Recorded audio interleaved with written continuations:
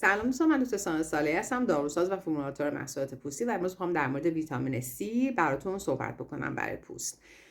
میخوام ببینیم که اصلا ویتامین C رو ما لازمه که استفاده بکنیم یا اینکه بیشتر تبلیغات و به هر حال بیشتر برای ما هزینه داره. ببینیم اصلا ویتامین C برای پوست ما چیکار میکنه. ویتامین C چند تا خاصیت مهم داره. یکی اینکه آنتی اکسیدان خیلی قوی هستش. چرا ما اصلا احتیاج به آنتی اکسیدان داریم؟ پوست ما در مقابل اشعه خورشید دچار اکسیداسیون میشه، سلول های داخلی پوست، و این اتفاقات بدی رو برای پوست ما ایجاد میکنه. مثلا لک میاره پوست ما، مثلا چروک میشه. چه چیزایی باعث میشه که این در واقع اتفاق اکسیداسیون توی پوست ایجاد نشه؟ آنتی اکسیدان ها. و ویتامین C چون یک آنتی اکسیدان خیلی قوی هستش، میتونه که این کار برای ما انجام بده و جلوگیری بکنه از چروک شدن و لک شدن پوست ما. یه خاصیت دیگه ای که ویتامین C داره در واقع خاصیت کلاژن سازی ویتامین C هست. ویتامین C به خاطر اینکه میتونه بره به اون لایه‌های زیرین پوست، جایی که کلاژن وجود داره، و با تحریک کلاژن سازی میتونه که باعث از بین رفتن چین و چروک در پوست بشه.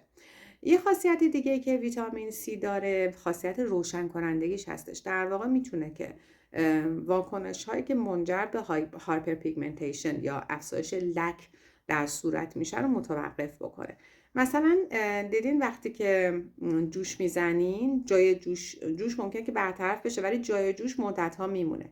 اگر شما توی روتین پوستیتون به صورت طولانی از ویتامین C استفاده کرده باشین، نه تنها کمک میکنه که در واقع بازسازی پوست زودتر اتفاق بیفته و خود جوش زودتر از بین بره، جای جوش هم اگر که تو روتین پوستیتون ویتامین C باشه، جای جوش هم زودتر از بین میره نسبت به حالتی که شما اصلا ویتامین C رو تو روتین پوستیتون نذاشته بودید.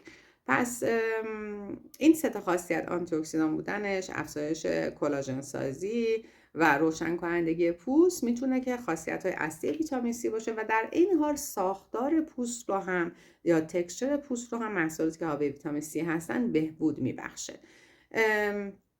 پس اینا دلایل خوب بود برای اینکه ما حتما یه سرم یا محصول حاوی ویتامین C رو توی در واقع روتین پوستیمون حتما قرار بدیم.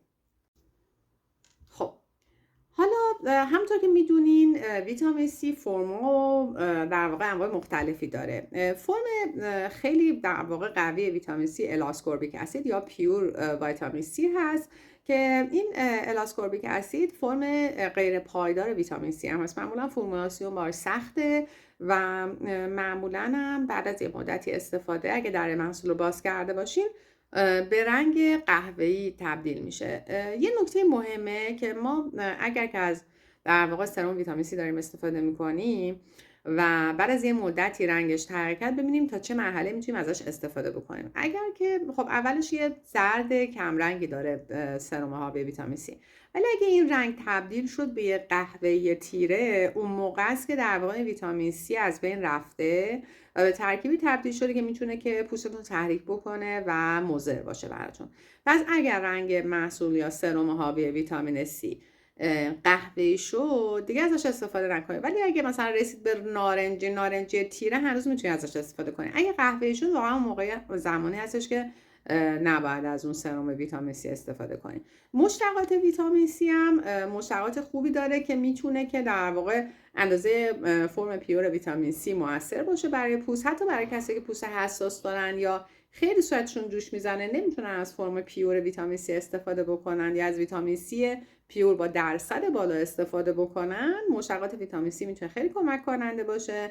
منیزیم آسکوربیک فسفات، دیگه آسکوربیل پالمیتیت، اینا در واقع ترکیباتی هستن که یا آسکوربیک فسفات ترکیباتی هستن که مشتقات ویتامین C هم و میتونن که خیلی وقتا اندازه ویتامین C موثر باشن با عارضه بسیار کمتر.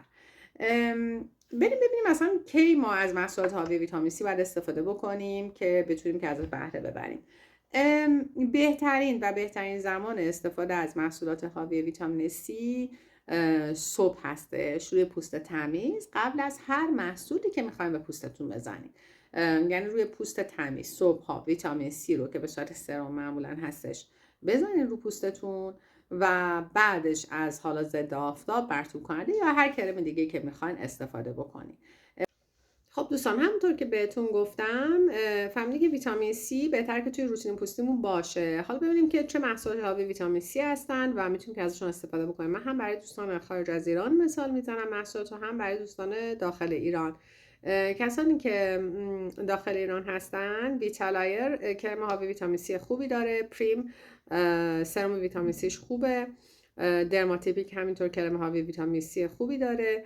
اسکین وان هم باز دوباره یه دونه کرم داره که حاوی ویتامین C هستش، درصدش هم نوشته که فکر میکنم 20%. برای کسانی که خارج از ایران هستن، در واقع اسکین سوتیکال ویتامین C خیلی خوبی داره، اون فرمتش که حاوی فرولیک اسید هستش و ویتامین ای بهترین فرم ویتامین Cش هست، چون مثل اینکه 2 تا مدل داره.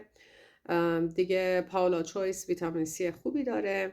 تایملس ویتامین C 20% داره سرم ویتامین C.